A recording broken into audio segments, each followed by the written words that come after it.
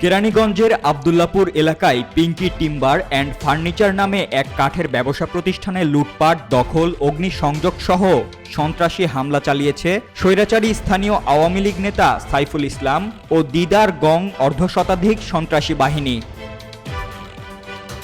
হামলার ঘটনায় ওই প্রতিষ্ঠানের মালিক আওলাদ হোসেন সহ 10 থেকে 12 জন কর্মচারী ও কাঠ কিনতে আসা ক্রেতা পারভেজ হোসেন গুরুতর আহত হয়েছেন।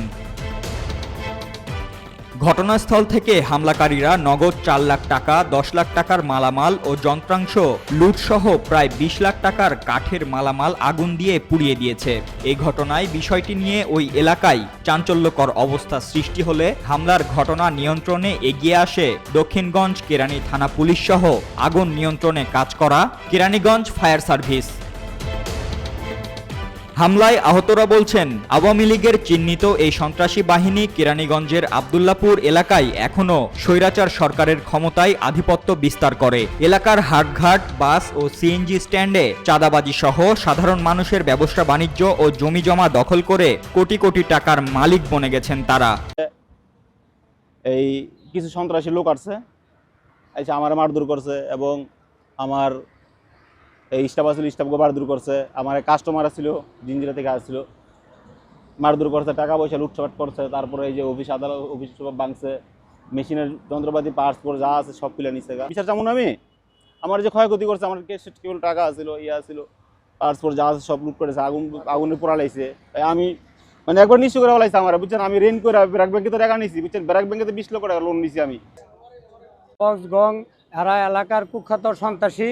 এরা আগে থেকে ওই আওয়ামী লীগের আমলে মানুষের জায়গা সম্পদ লুটপাট করে দখল করছে, মানুষের জোরে করে বইলা পাওয়ার না লইয়া এগুলা বিক্রি করে বাড়ি ঘর অনেক কিছু করছে।